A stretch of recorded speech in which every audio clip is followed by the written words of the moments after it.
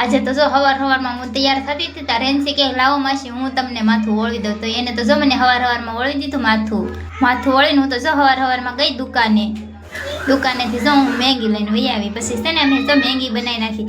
બધાય હવારમાં છોકરા કે મેગી ખાવી છે, તો જો મેગી બનાવી દીધી બધાને. પછી અમે જો હવારમાં બધાએ ખાઈ લીધું.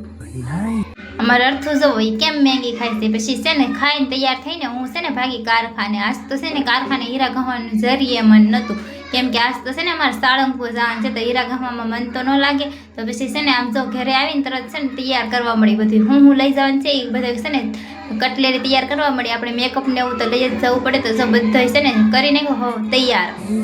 જો કેટલું બધાથી રોકવાનું હોય ને એટલો સામાન મેં તો લઈ લીધો હારે.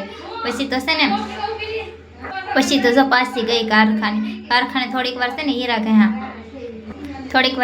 ને તો જો ભાગી ગયા 5. આજ તો છે ને સાળંગપુર જવાનું છે ને, તો બધા જો ભાગવા મળ્યા 5 વાગ્યા. આજ તો અમે છે ને બધા 5 વાગ્યાના ઘેરે ભેગા થાય, બધા જો ભાગે ઘેરે. પછી તો છે ને આજે અમારો પગાર કરો છો.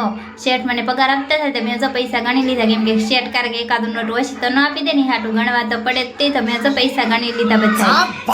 પછી તો જો હું છે ને ગઈ દુકાને, કેમ કે સાળંગપુર જવાનું છે, તો મેં કીધું લાઈ થોડોક ભાગ હારે લઈ લઉં, ટ્રેનમાં હું ખાવું. તો મેં જો થોડોક ભાગ છે ને હારે લઈ લીધો.